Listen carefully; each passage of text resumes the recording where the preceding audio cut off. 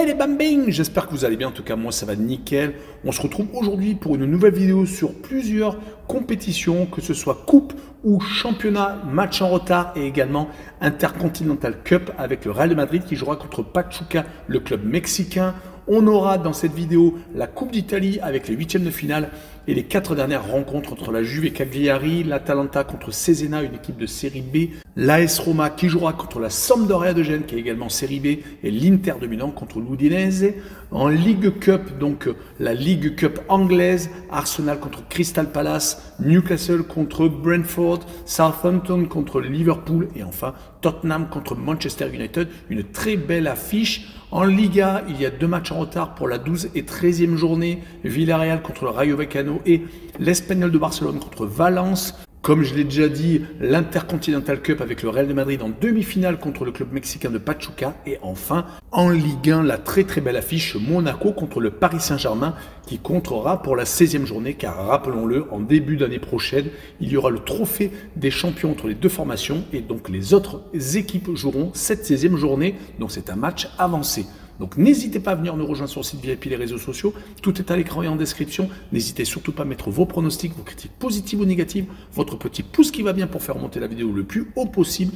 Et n'oubliez pas de nous rejoindre. J'aimerais arriver aux 18 900 avant la fin du mois. Merci encore. Et on attaque par la Coupe d'Italie avec la Juve contre Cagliari. La Juve est 6e, n'a pas réussi à rattraper son retard sur les équipes devant eux, dont la Lazio de Rome et la Fiorentina. Par exemple, ils ont par contre été accrochés par Venise, le bon dernier, 2 buts partout, alors qu'ils menaient 1 but à 0 et finalement étaient menés 2 buts à 1. Ils ont réussi à égaliser dans les arrêts de jeu par un penalty un peu limite de Vlahovic. La vieille dame n'arrête pas de faire des matchs nuls, 7 sur les 10 derniers matchs, toutes compétitions confondues. Heureusement, ils ne perdent quasiment jamais.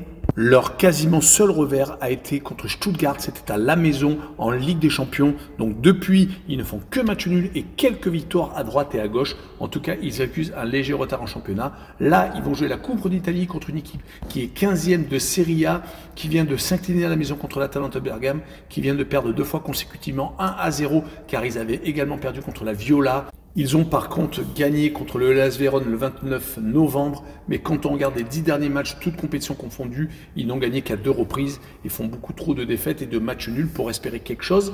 Ils vont bien entendu espérer passer ce tour de Coupe d'Italie, mais je verrai la vieille dame s'imposer 1 à 0 avec le moins de 3 buts sur le match et une cote à 1,53. On enchaîne avec le 2e huitième de finale, l'Atalanta de Bergame contre Cesena. L'Atalanta est en tête du championnat italien avec certes 2 matchs d'avance sur l'Inter de Milan qui est 3e, qui peut les rattraper, mais ils ont 2 points d'avance sur leur dauphin, le Napoli. Ils viennent une fois de plus de gagner en Serie A contre Cagliari. Ils sont sur une très grosse série de succès consécutifs. Il faut remonter à un match nul à Bologne le 28 septembre pour ne plus trouver trace d'un succès. Ils sont sur 10 matchs consécutifs gagnés. Donc c'est dire le niveau actuel de l'Atalanta qui est, rappelons-le, tenant du titre de l'Europa League.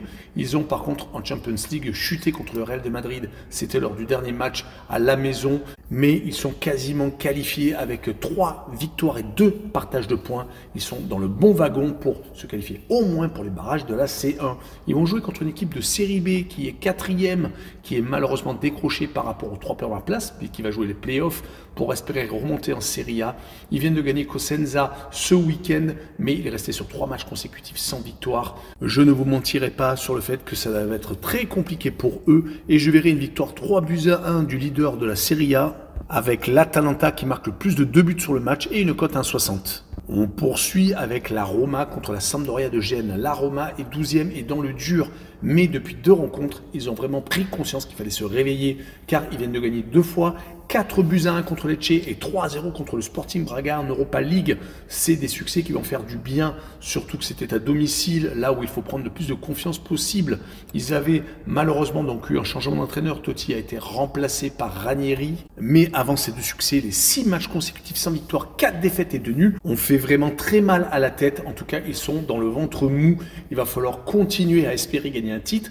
En tout cas, ça va passer par la Coupe d'Italie. Ils vont jouer contre la Sampdoria qui est 15e de Série B, qui est en train de continuer sa descente aux enfers. Rappelons que la Sampdoria est un club historique de Serie A, mais ils sont en train actuellement de jouer avec le feu pour descendre peut-être en Série C. En tout cas, ils sont actuellement sur 7 matchs consécutifs sans victoire, avec pas mal de matchs nuls, 4 exactement, mais 3 défaites qui les font donc descendre très bas dans le championnat italien. En tout cas, sur cette rencontre, je verrai une victoire 2-0 de la Roma, avec les deux équipes qui ne marquent pas et une cote à 1,79. Et on finira avec l'Inter de Milan contre l'Udinese, la dernière rencontre des huitièmes de finale de cette Coupe d'Italie. Les Milanais viennent de perdre contre le Bayer Leverkusen en Champions League, 1-0. Ils étaient pour l'instant quasiment invaincus cette saison. Leur seule défaite était contre le Milan AC. Ils avaient enchaîné les succès en Ligue des Champions. Ils sont très bien classés car avec 4 victoires, 1 match nul et une seule défaite, ils sont dans le quintuor de tête en Serie A, donc ils ne sont pas si loin que ça de l'Atalanta de Bergame avec 2 matchs en retard. S'ils remportent leurs 2 matchs en moins, ils peuvent être à égalité, voire même passer au goal average devant les Bergamasques. En tout cas, l'Inter en Serie A, c'est plutôt intéressant. Mais ils vont jouer en Coupe d'Italie contre l'Udinese qui est 9e, qui espère peut-être remonter au classement en Serie A et peut-être donc aller le plus loin possible dans cette compétition nationale. Mais ils viennent de perdre contre le Napoli 3-1 alors qu'ils menaient 1-0 et leur dernière dynamique est plutôt moyenne. Une victoire seulement, un match nul contre Empoli et 3 défaites. Donc sur cette rencontre, je verrai une victoire 2-1 des Nerazzurri. On continue avec la League Cup et les quarts de finale avec le premier match Arsenal contre Crystal Palace. Un des derbys londoniens. Arsenal est 3e alors que Crystal Palace est 17e en Première Ligue. Les dynamiques ne sont pas les mêmes, même si sur ces derniers matchs, elles se ressemblent car 2 matchs nuls sur les 3 derniers matchs, dont une victoire contre Monaco en Champions League, ce qui leur permet d'être très bien dans cette compétition. En Première Ligue, ils se sont fait accrocher à la maison contre Everton, une très grosse contre-performance car ils espéraient se rattraper par rapport à des matchs plus ou moins réussis ces derniers temps comme contre Fulham où ils avaient également été accrochés. Ils espéraient se rapprocher de Liverpool. En tout cas, c'est une nouvelle compétition, la League Cup. Ils espèrent continuer le plus haut possible pour espérer gagner un titre. Ils vont jouer contre Crystal Palace qui a fait une victoire et 3 matchs nuls sur les 4 derniers matchs de Première Ligue. Donc ils espèrent également en League Cup prendre légèrement une bouffée d'air car ils sont actuellement 17e à un seul petit point de la zone de relégation. Mais Crystal Palace est une équipe qui est capable d'accrocher n'importe qui, comme ils l'ont fait d'ailleurs contre Newcastle et contre Manchester City dernièrement. Alors je suis en train de faire cette vidéo, ils vont jouer contre Brighton et espèrent peut-être prendre quelques points, mais cela va être compliqué contre un adversaire très dur à jouer. On n'oubliera pas que lors du tour précédent, Crystal Palace était allé s'imposer 2-1 à Aston Villa. D'où mon pronostic et je verrai une victoire de Arsenal 2-1 également avec une cote à 1,95.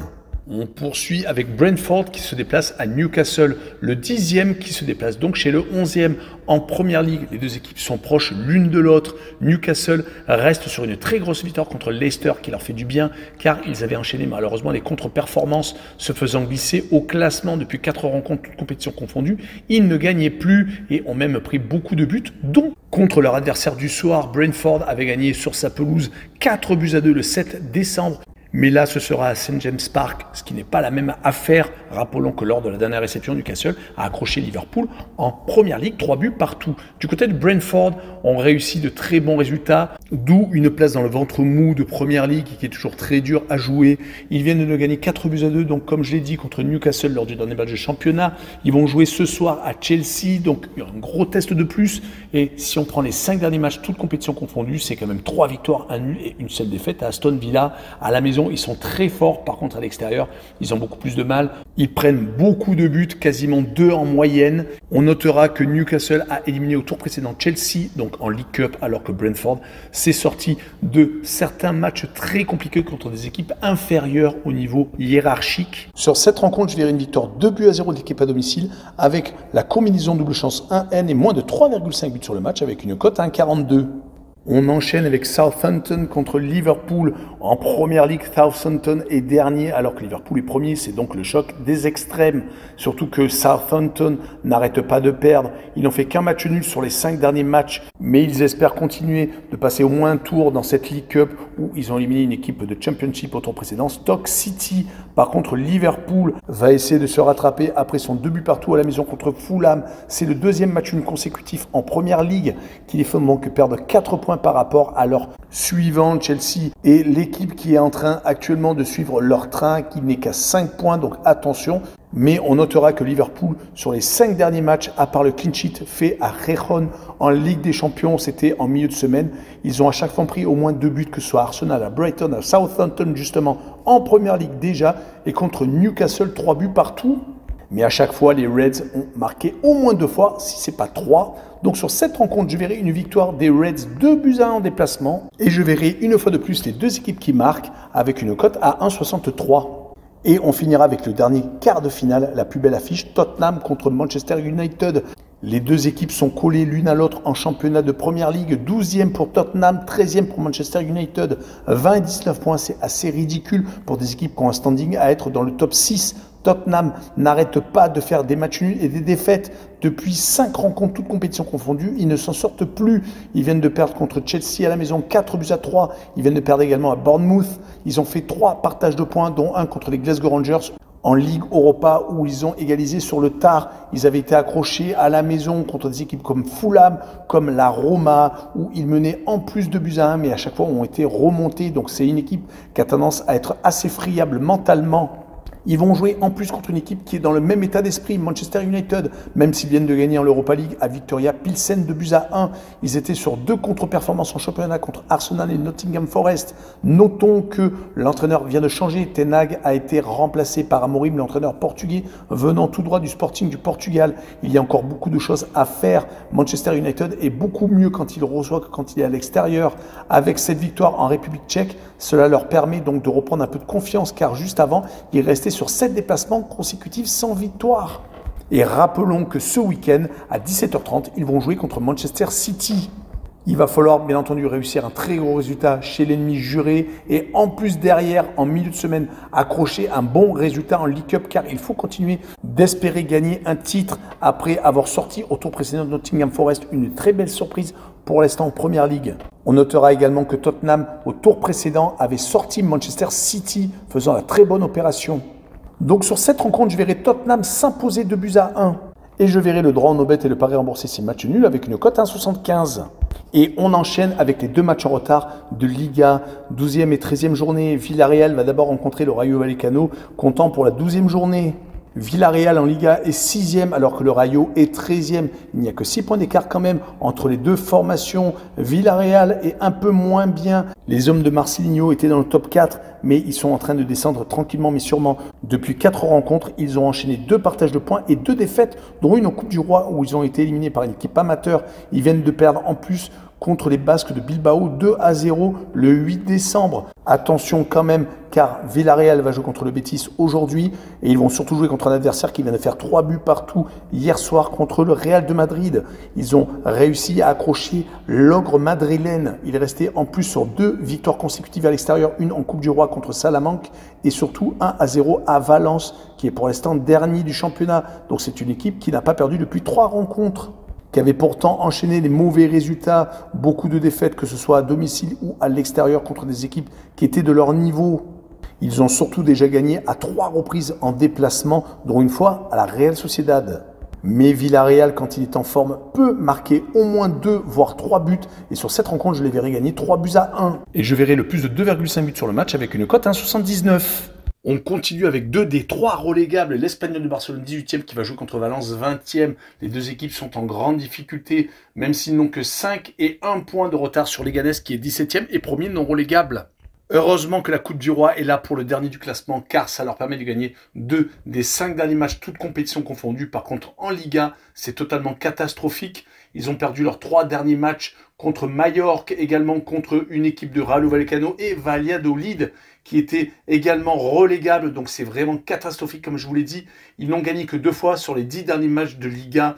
Et ils ont fait beaucoup trop de partage de points pour espérer se sortir d'une zone de relégation. Du côté de l'Espagnol, une victoire, c'était contre le Celta Vigo le 30 novembre. Depuis, malheureusement, ils ont rechuté, perdant à Retafe et faisant match nul à la maison contre Osasuna 0 à 0. Donc c'est vraiment 2 équipes qui ont besoin de points sur ce match-là. Je verrai un match nul, 1 but partout, avec le home no bet et le match nul remboursé, 6 victoires de l'Espagnol à la maison, avec une cote à 1,89. Et on passe au championnat du monde des clubs, l'Intercontinental Cup, où le Real de Madrid rentre en scène en demi-finale. Ils vont jouer contre Pachuca, le club mexicain qui a sorti juste avant Botafogo, le nouveau vainqueur de la Copa Libertadores, et également Al-Ahly, le club égyptien, au pénalty. Ils n'ont pas pris de but sur ces deux rencontres, donc de bon augure avant de rencontrer le Real de Madrid. Mais le club mexicain est en difficulté dans son championnat. Ils sont 16e, d'où un peu cette surprise d'être à ce niveau. Ils vont jouer contre le Real qui est 3e de la Liga avec un petit point de retard sur Barcelone et l'Atlético de Madrid.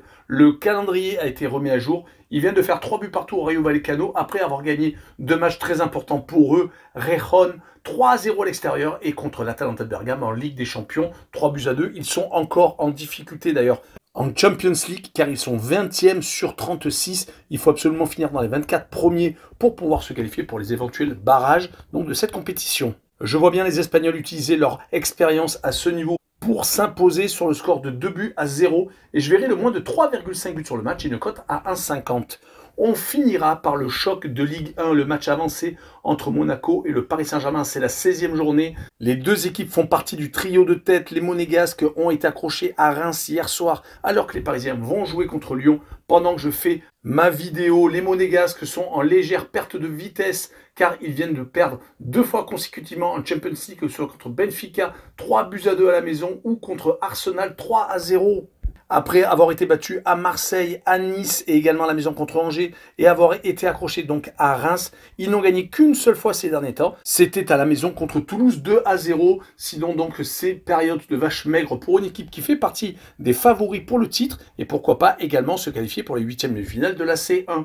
Ils vont jouer contre les Parisiens qui de leur côté donc sont en tête avec 4 points d'avance sur Marseille actuellement. Mais le match contre Lyon va être joué ce soir. Les Parisiens ont repris de la couleur après leur victoire à Salzbourg 3-0, mais ils sont toujours en ballottage défavorable pour se qualifier pour les barrages de la C1. En tout cas, il va falloir continuer à jouer comme en Ligue 1 ou en Ligue 1. Ils ont un peu plus de verve offensive, car c'est vraiment ce qui a pêché lors de la Champions League. En Ligue 1, ils ont quand même 2 matchs nuls consécutifs contre Nantes et contre Auxerre, mais à chaque fois, les gardiens ont été assez magistrales. Ils ont tendance quand même à marquer beaucoup plus sur la scène nationale. Ils vont jouer à l'extérieur, donc un match très important chez les Monégasques. Mais sur cette rencontre, je verrai bien un but partout entre les deux équipes. Avec le Away No Bet et le match nul remboursé, 6 victoires de Paris à l'extérieur et une cote à 1,92. Voilà, on en a fini avec cette vidéo. J'espère qu'il vous fera plaisir. N'hésitez pas à venir nous rejoindre. Ciao les bambins!